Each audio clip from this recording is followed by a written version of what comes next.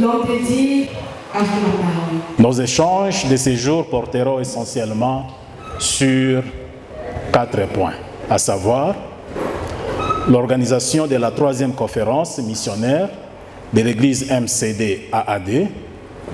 Le 2e point, proposition de l'Église MCD-AAD pour la restauration de la paix, de la tranquillité et du développement en République démocratique du Congo et en province de l'Ituri. Dans le 3e point, il s'agira du projet de construction du temple et siège international de l'Église MCD-AAD. Et dans le 4e point, nous parlerons des autres activités de l'Église MCD-AAD. Après notre exposé, nous serons à votre entière disposition pour d'éventuelles préoccupations que cela aura soulevées. Ainsi, mesdames, mesdemoiselles et messieurs de la presse, nous abordons le premier point de notre conférence de presse qui est intitulée « L'organisation de la 3e conférence missionnaire du lundi 16 au dimanche 22 mai 2022. C'est une activité statutaire et annuelle de notre Église dont l'objectif est de nous permettre à nous, membres du camp de Dieu, de nous former, de nous informer et de prendre conscience des efforts entrepris sur le plan de la mission holistique de l'Église et de nous y associer. Le thème de cette année est la mission, la sainteté de Dieu et la sanctification. L'objectif spécifique étant de rappeler à l'Église sa vision missionnaire, de la motiver pour la mission et de faire comprendre aux membres et participants les liens existants entre les concepts qui forment le thème de la conférence.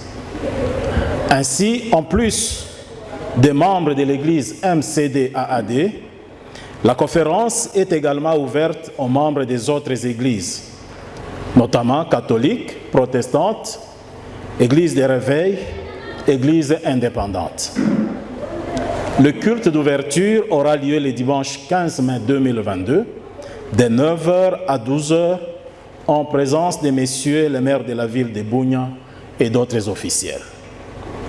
3 orateurs se succéderont en vue de l'animation de la dite conférence, notamment le révérend pasteur Denis Kalipi de la CK 5e Église du Christ au Congo, Église polyglossa de Butembo, l'apôtre Dr Joao Luis, qui est missionnaire venu du Brésil, ainsi que l'évêque Stalon Baguinho de l'Église MCD-AAD de Bunia. La mission fait la promotion de la grâce, qui est l'offre gratuite du salut de Dieu à l'homme, lequel salut holistique est source du bonheur, de la paix et de la réconciliation de l'homme avec son Créateur béni éternellement, avec soi-même et avec ses semblables.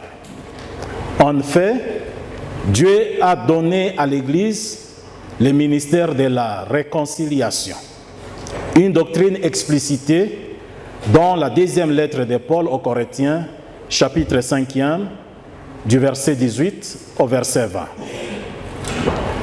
Dans le 2e point, nous parlons de la proposition de l'Église MCD-AAD pour la restauration de la paix, de la tranquillité et du développement en République démocratique du Congo en général et en province de l'Ituri en particulier. À ces propos, nous disons que lorsqu'on parcourt les Saintes Écritures, notamment les prophètes âgés particulièrement, Dieu établit 3 niveaux de responsabilité en ce qui concerne les affaires de la nation. Au premier niveau, il y a le pouvoir politique. Au 2e niveau, il y a le pouvoir religieux. Et je parle ici particulièrement du pouvoir ecclésiastique. Et au 3e niveau, le reste du peuple que nous appelons dans notre langage la société civile. Cette responsabilité à chaque niveau est double. Elle est spirituelle et elle est également civile. Et cette double responsabilité et en même temps collective et individuelle. S'agissant en particulier de la responsabilité civile de ces trois acteurs, nous avons parlé du pouvoir politique, du pouvoir religieux et du reste du peuple qu'on appelle la société civile.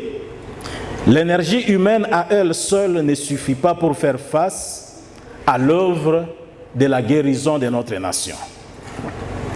Tous ces trois responsables ont besoin de ressources spirituelles. De même que les étoiles puisent leur énergie du soleil, de même ces trois acteurs puisent leur énergie nécessaire à leur tâche de Jésus-Christ, le véritable soleil. Prier, chercher la face de Dieu et se détourner de leur mauvaise voie. On commence par l'humilité, car c'est le concept qui avale tous les autres. L'humilité, c'est la courtoisie, la collaboration avec les autres, la compréhension, le partage avec les autres, c'est le fait de reconnaître ses insuffisances ou ses faiblesses. L'on ne peut prier efficacement sans humilité.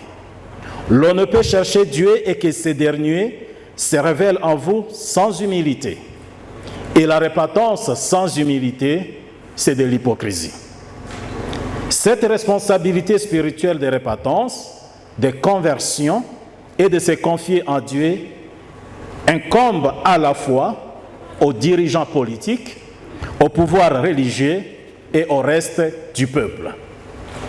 S'agissant de la responsabilité civile des acteurs, il s'agit du travail que les acteurs doivent abattre, soit individuellement, soit collectivement. Tous doivent éviter l'oisiveté et la passivité, mais ils doivent s'engager activement à l'œuvre. C'est une affaire de tous et chacun. Dans la suite, nous décrivons sommairement les responsabilités civiles de ces organes qui forment la structure de la nation, c'est-à-dire les citoyens, l'Église et les dirigeants politiques. Parlons d'abord de la responsabilité citoyenne, ou bien de la responsabilité civile du citoyen.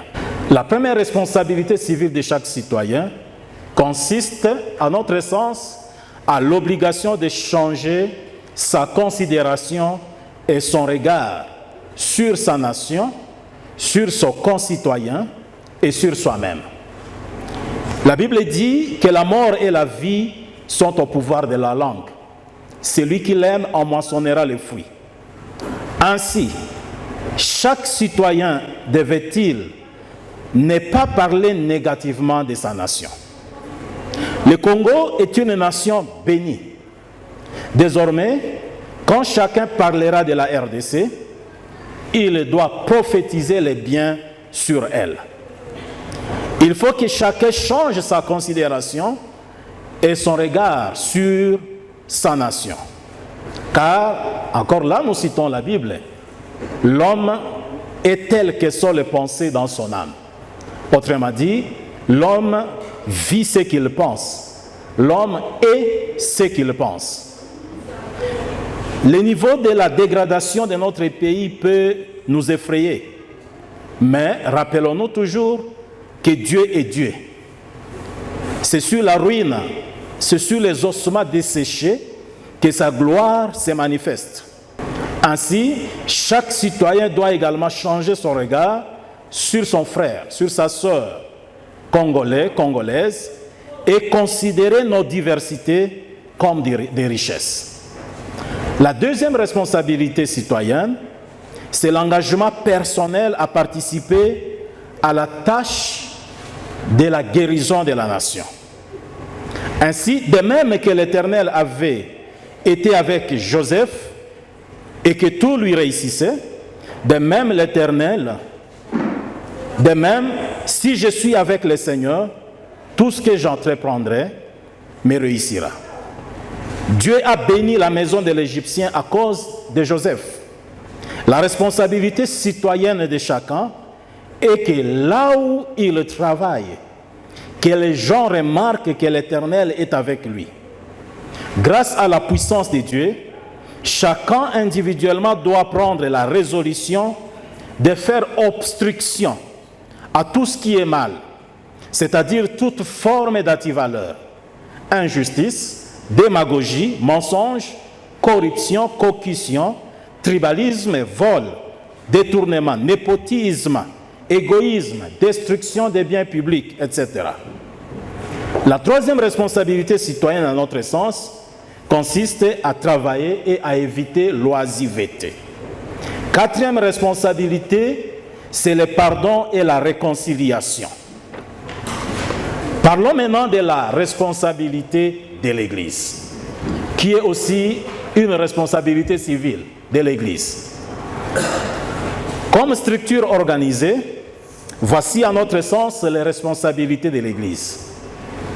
Il faut d'abord que l'Église puisse reconnaître ses fautes, les dénoncer et y renoncer. L'Église doit ensuite annoncer la parole de Dieu. Car d'une part, la parole amène la guérison. D'autre part, elle est l'arme offensive, vivante et puissante du chrétien pour détruire les œuvres de Satan.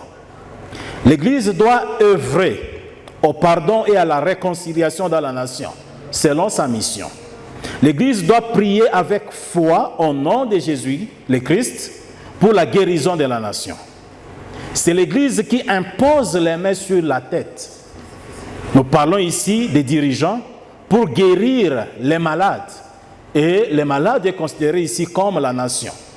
C'est pourquoi Jésus déclare, « Voici les miracles qui accompagnent ceux qui croient. En mon nom, ils chassent les démons, ils imposent les mains aux malades et les malades seront guéris. » L'Église doit conseiller les gestionnaires des choses publiques et l'Église doit prêcher par l'exemple. Quelle est la responsabilité civile des dirigeants politiques ou des gouvernants? En plus de leurs responsabilités spirituelles, voici les responsabilités civiles des dirigeants. La première consiste à travailler à l'édification d'un état de droit où règne la justice, la paix et la gouvernance. En effet, la gouvernance, c'est l'exercice de l'autorité politique, économique et administrative dans le cadre de la gestion des affaires d'un pays à tous les niveaux. Elle est réputée bonne, et à ce moment-là, on parle de la bonne gouvernance, lorsque cette autorité politique alloue et gère les ressources de façon à résoudre au mieux les problèmes collectifs. La bonne gouvernance se caractérise par la participation, la transparence, la responsabilité, la primauté du droit, l'efficacité, l'équité dans la gestion et la lutte contre l'impunité. Une autre responsabilité civile des dirigeants consiste à lutter activement contre toute forme d'antivaleur, injustice, démagogie, mensonge, etc. Il faut aussi répartir équitablement les revenus nationaux. Les dirigeants doivent cesser de brader les richesses naturelles ou les ressources naturelles de la nation. Les dirigeants politiques doivent travailler à la restauration de l'unité nationale et de l'intégrité du territoire national en chassant toutes les armées et les mouvements armés étrangers. Les dirigeants doivent placer à chaque niveau de responsabilité l'homme qu'il faut à la place qu'il vaut, aussi bien sur le plan des compétences que des moralités ou d'intégrité morale. Les dirigeants doivent promouvoir un changement de mentalité de la nation tout entière en intégrant les considérations morales dans la pratique de gestion ou de management à tous les niveaux. S'agissant de la province de l'Ituri en particulier, nous proposons une démarche en 4 étapes en vue de la restauration et de la consolidation de la paix et de la tranquillité. La première étape, c'est l'imposition de la paix par la puissance publique à travers les actions offensives des forces de défense et de sécurité. En effet, c'est sur les FARDC et la PNC que repose l'espoir du peuple congolais. Singulièrement en cette période d'état de siège, décrété par le président de la République, Félix Antoine Tshisekedi Tshilombo, depuis le 26 avril 2021. Cette période où les provinces de l'Ituri et du Nord Kivu sont en état de siège, il y a nécessité pour l'ensemble de la population, il y a nécessité que l'ensemble de la population congolaise soit sensibilisée à soutenir les FARDC et la police nationale congolaise, à aller de l'avant pour vaincre complètement toutes les forces du mal qui ont fait couler et continuent à faire couler beaucoup de sang de nos frères et sœurs dans ces provinces. Chacun doit y apporter du sien. Le deuxième niveau dans cette démarche que nous, Église, nous proposons, c'est qu'en collaboration avec l'Église et des experts avérés, organiser la commission Vérité et Réconciliation, ou la CVR, dans une démarche de la réconciliation. Le troisième niveau dans cette démarche consiste à mettre en place des activités de la justice transitionnelle. Et le dernier niveau, mettre en place des actions de développement qui devaient commencer par l'organisation d'une conférence économique permettant d'identifier et d'organiser les secteurs porteurs de croissance. Le troisième point de notre conférence de presse consiste à la présentation du projet de construction du temple et siège international de l'église MCD-AAD. En effet, en plus du lieu du culte, d'au moins 2800 places assises, la bâtisse, dont la maquette est présentée à l'entrée du temple ici, la bâtisse abritera les offices administratifs de l'église et se situera au quartier Bakoko, où l'église a acquis un terrain au SU 28 364.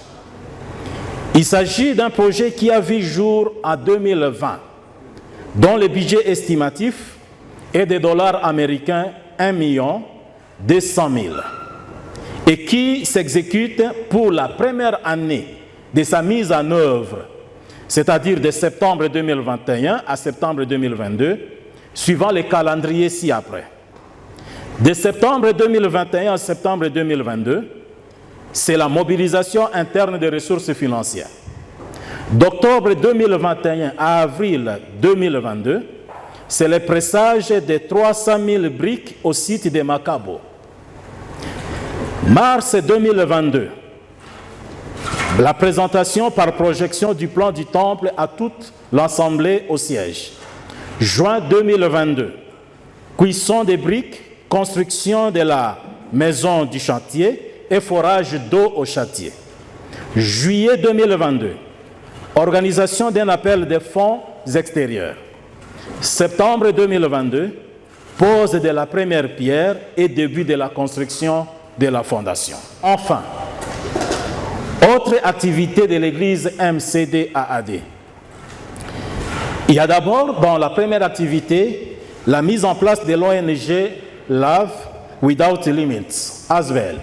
Ça signifie aimer sans limite en français.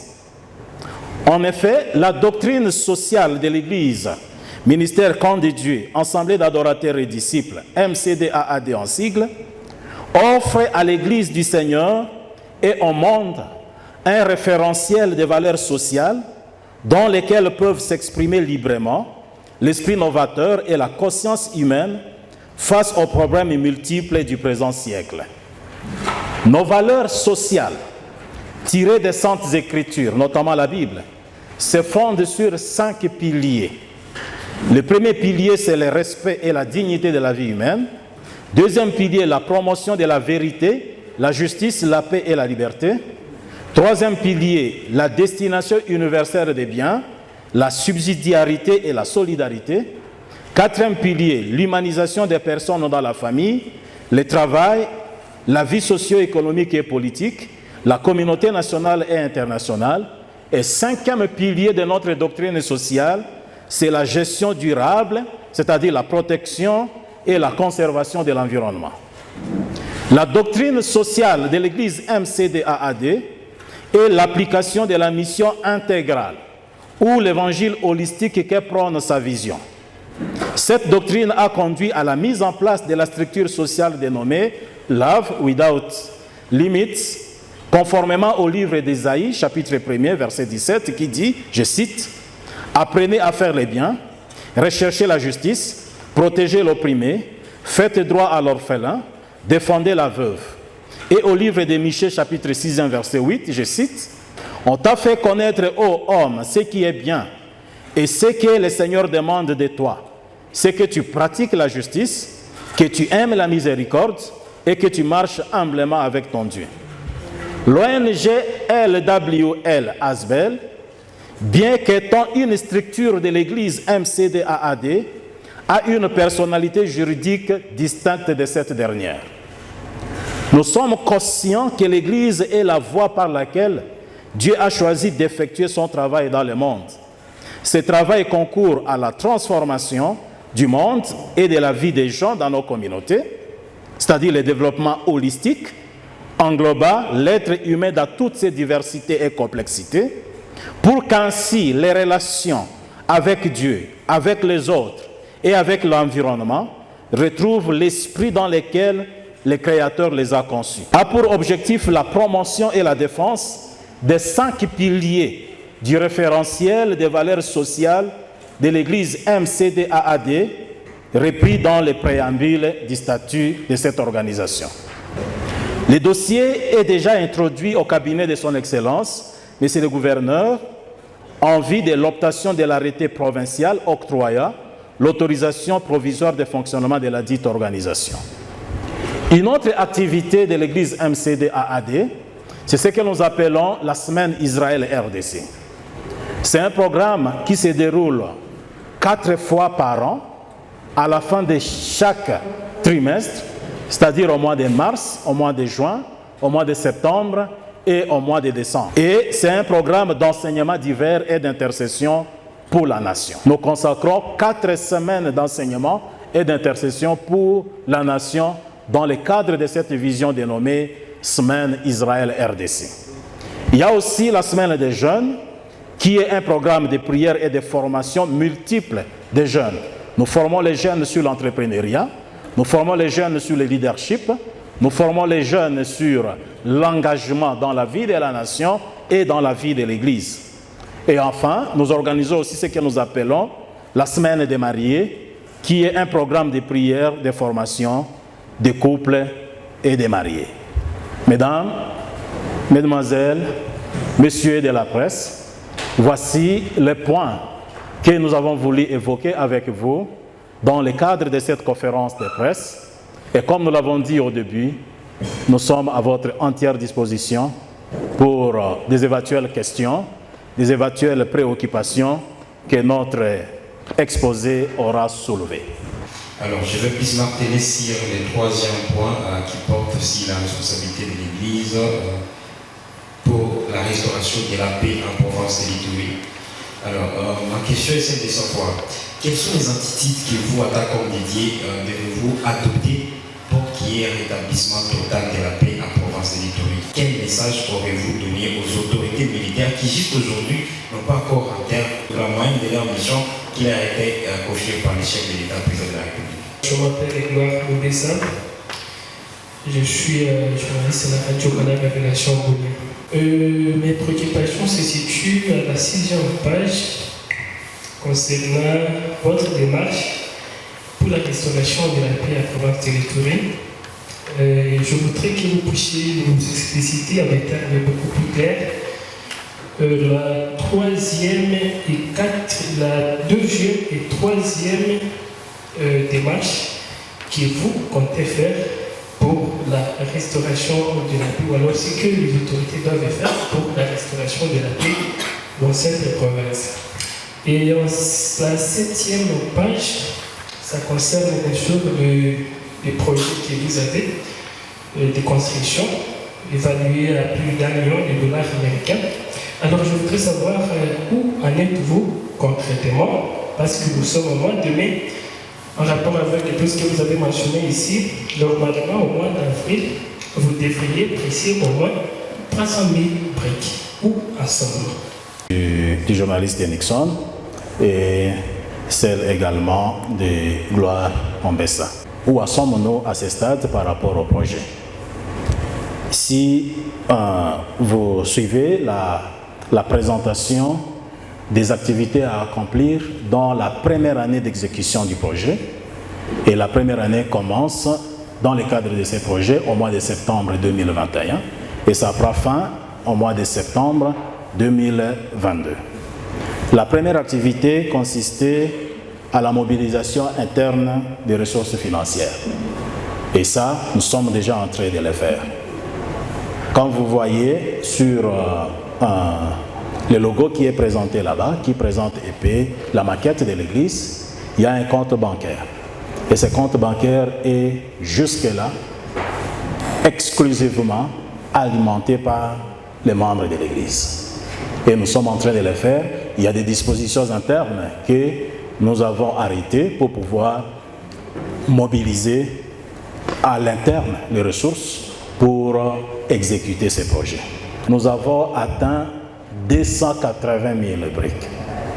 Et il est prévu qu'à la fin de la semaine prochaine, nous puissions réaliser les 300 000 briques. Donc nous aurons connu un retard dans l'exécution de cette rubrique ici d'au moins 2 semaines. L'architecte qui a conçu le plan, selon les besoins que nous avons présentés, était passé ici et il a présenté à toute l'Assemblée le plan du temple.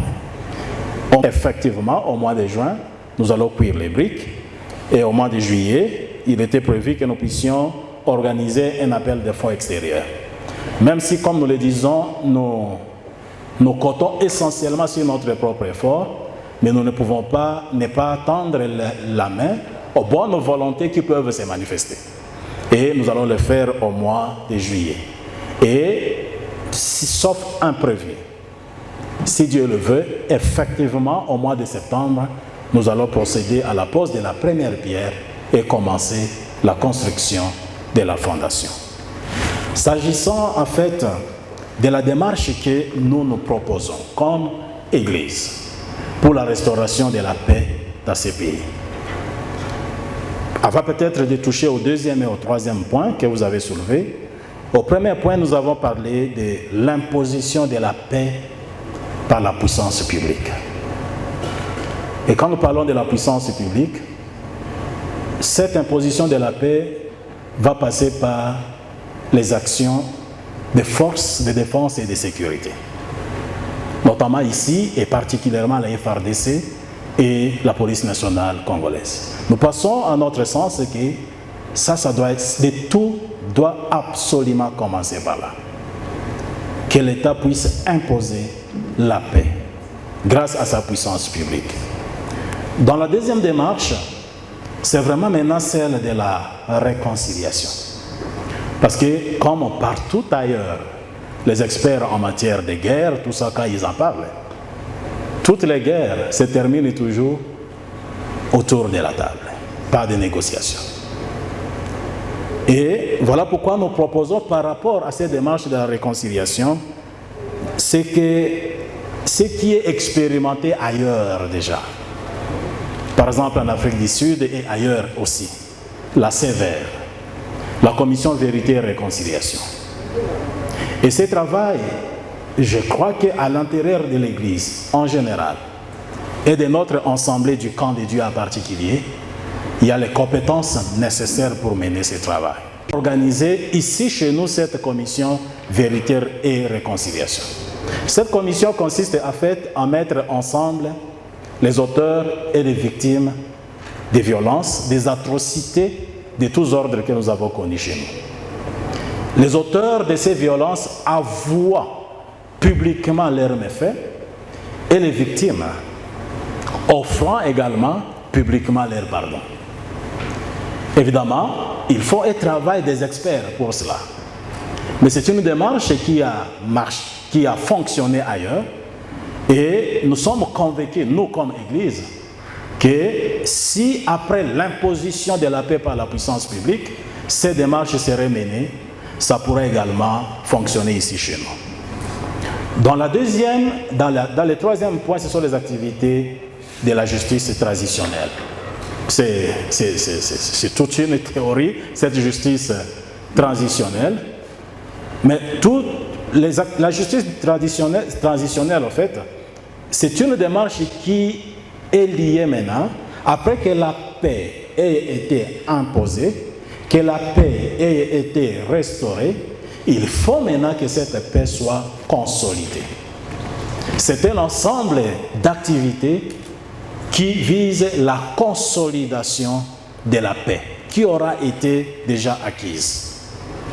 Et seulement dans le 4e point, nous avons parlé de la mise à place des actions de développement. Et nous, comme Église, nous proposons que cette mise à place des actions de développement commence par l'organisation d'une conférence économique.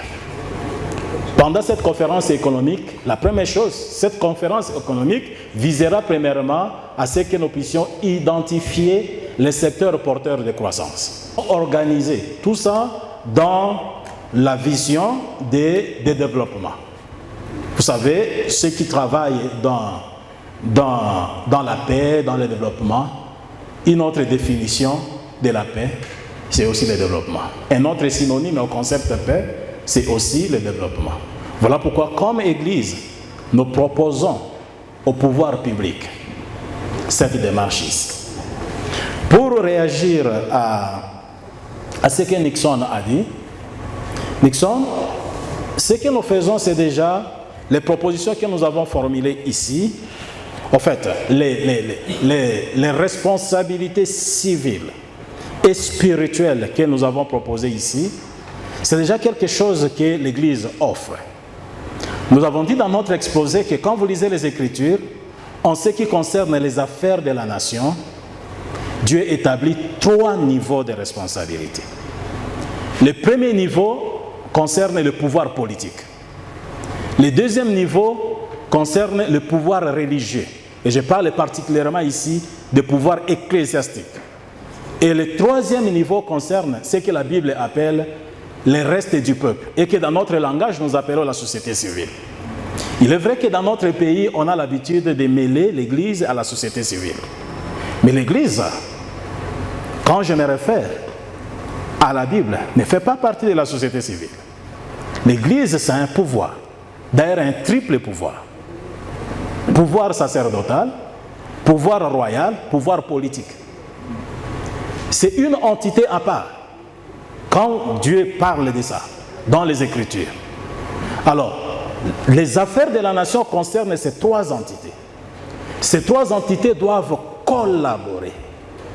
L'Église ne s'oppose pas à l'État.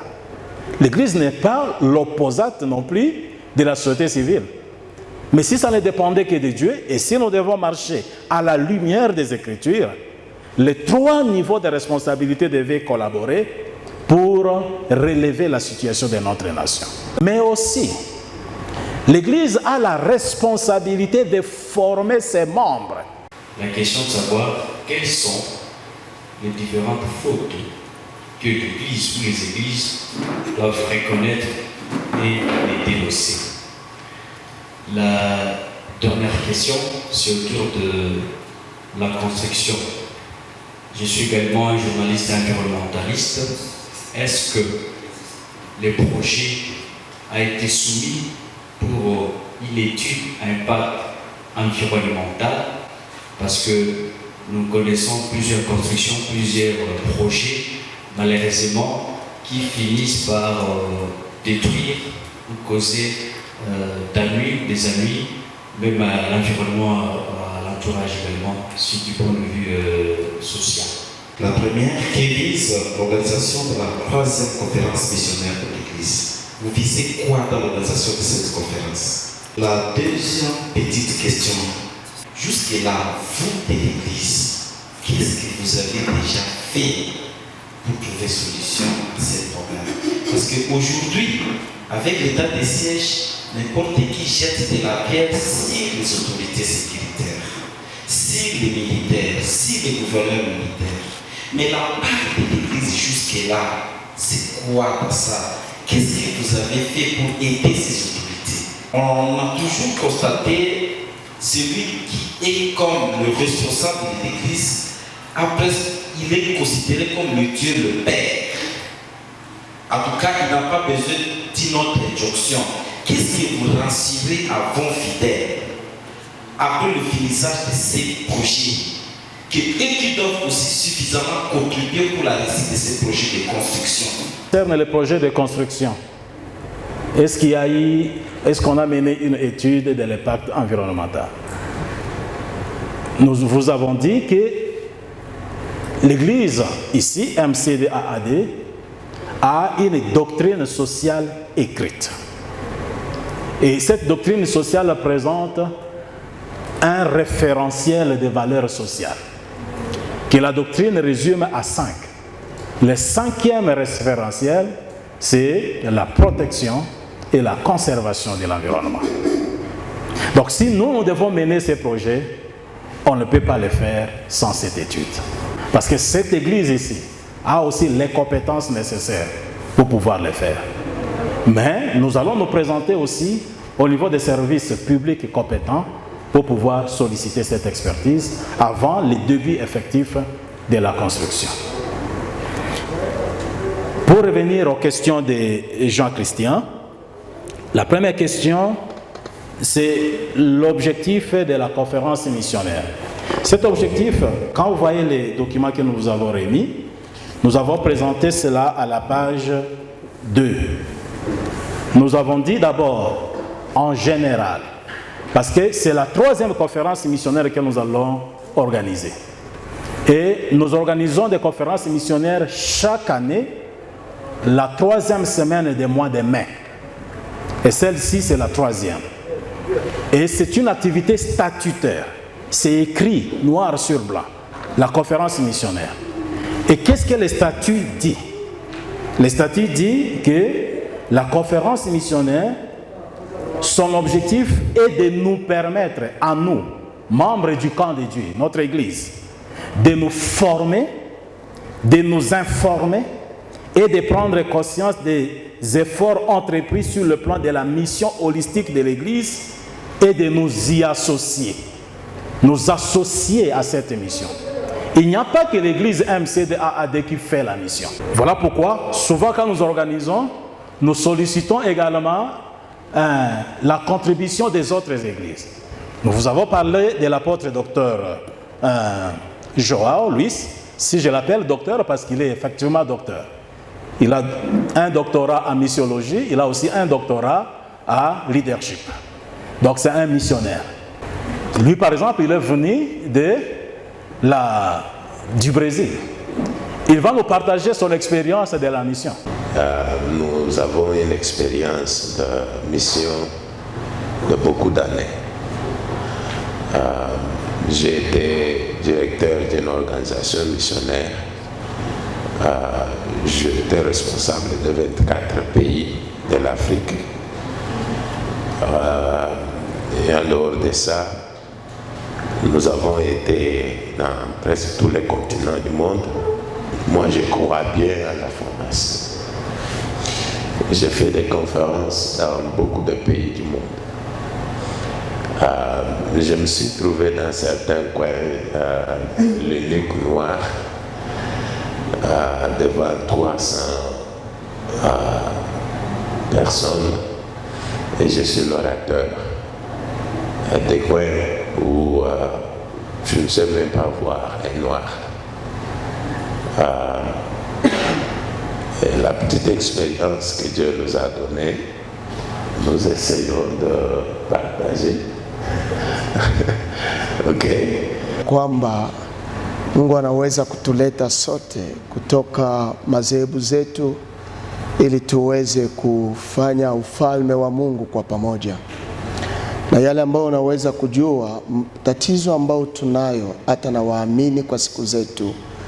Nisikia mpasha habari mmoja aliuliza habari ya kwamba kanisa majukumu yake ni nini hasa zaidi. Lakini ungelifahamu ya kwamba jukumu kubwa ambao tunayo kama mission ni kuenda katika ulimwengu na kufanya mataifa yote kuwa wanafunzi. Na tunaposema mataifa yote, wanataka kuongea vizuri kuhusu aina wote ya binadamu kuwaleta kuwa wanafunzi.